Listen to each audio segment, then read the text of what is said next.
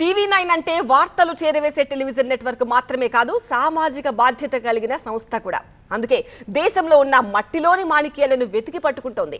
Football లాంటి world class క్రీడపై ఆసక్తి కలిగిన 28 మంది సభ్యుల యువ జట్టును యూరోప్లో ట్రైన్ చేసి తీసుకొచ్చింది TV9.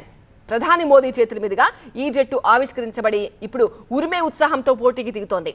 మిషన్ 2036 ఒలింపిక్స్ లక్ష్యంగా దూసుకుపోతోంది.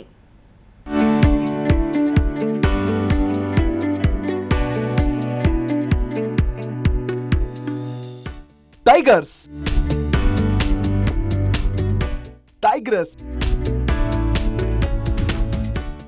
వీరు TV9 ముద్దు బిడ్డలు, మేటి ఛాంపియన్లు. ఈ యువ ఆటగాళ్ళు ఫుట్బాల్లో రేపటి హీరోలు. ఓవైపు బాలలు, ఇంకోవైపు బాలికలు. ఈ టైగ్రెసెస్ టీం ఇప్పుడు బడ్డింగ్ స్టేజ్ లో ఉంది, కానీ మరికొన్ని సంవత్సరాల్లోనే ప్రపంచ దేశాలతో పోటీ పడే స్థాయికి ఎదగబోతోంది. దేశంలో క్రికెట్ కు చాలా క్రేజ్ ఉంది. అయితే మిగిలిన ఆటల్లో మనోళ్ల స్థానం ఏంటి? మన దేశం నుంచి ఎంతమంది క్రీడాకారులు అవుతున్నారు? అయితే రాబోయే కాలం క్రీడాకారులదే. అందుకు తగిన ప్రోత్సాహం వారికి ఇవ్వాలి. ఇదే కాన్సెప్ట్ తో TV9 నెట్వర్క్ సరికొత్త ప్రోగ్రామ్ కు తెరతీసింది. ఫుట్బాల్లో దేశం నలుమూలలా ఉన్న టాలెంట్ కోసం హంటింగ్ ప్రోగ్రామ్ సెట్ చేసింది. ఫుట్బాల్ లెజెండ్ సమక్షంలో క్రీడాకారుల ఎంపిక జరిగింది. దేశవ్యాప్తంగా 50,000 మంది రిజిస్ట్రేషన్లు చేసుకున్నారు. 10,000 మందిని ప్రాంతీయ ట్రయల్స్ కి ఎంపిక చేశారు. అందులో 28 మంది ప్రతిభావంతులైన యువ క్రీడాకారులను ఫైనల్ చేశారు. వారిని యూరోప్ లో ట్రైనింగ్ కు పంపించింది TV9 నెట్వర్క్. ఆస్ట్రియా, జర్మనీలలో ప్రత్యేక శిక్షణా కార్యక్రమం ఏర్పాటు చేసి ఈ 28 మందిని తీసుకెళ్లారు. అయితే ఈ world biggest and top class talent hunt ఆణిముత్యాలను రెడీ చేసింది. 2 గ్రూపులుగా క్రీడాకారులను విభజించారు. 12 నుంచి 14 ఏళ్లు, 15 నుంచి 17 ఏళ్ల వయసు గల గ్రూపులుగా చేశారు.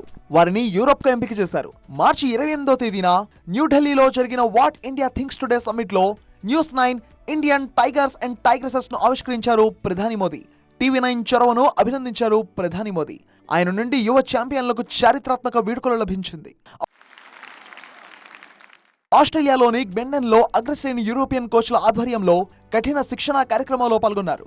ఈ యువ ఫుట్బాల్ ఛాంపియన్లు అద్భుతమైన నైపుణ్యం, ప్రతిభతో పాటు దృఢ సంకల్పాన్ని ప్రదర్శించారు. సవాలుతో కూడిన వాతావరణ పరిస్థితులు ఉన్నప్పటికీ యువ ఫుట్బాల్ ఆటగాళ్లు తమ శిక్షణా సెషన్లను సద్వినియోగం చేసుకున్నారు.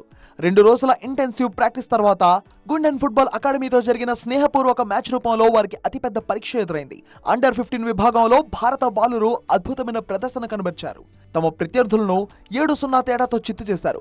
బాలికలు అండర్ 13 విభాగంలో ఓటమిని చవిచూసిన మంచి ప్రతిభను కనబర్చారు. ఇక ఈ స్పెషల్ 28 మంది టాలెంట్ చూసిన తర్వాత జర్మనీలో స్టట్గార్ట్ అండర్ 12 జట్టుతో 2 రోజుల శిక్షణా సెషన్ కోసం 4 ఆటగాళ్లను ఎంపిక చేశారు. ఇలా వారం రోజుల పాటు యూరోప్ లో చక్కని ప్రదర్శన కనబర్చిన క్రీడాకారులు భారత్ కు తిరిగి వచ్చారు. వారిని కేంద్ర మంత్రి మన్సుఖ్ మాండవీయ అభినందించారు.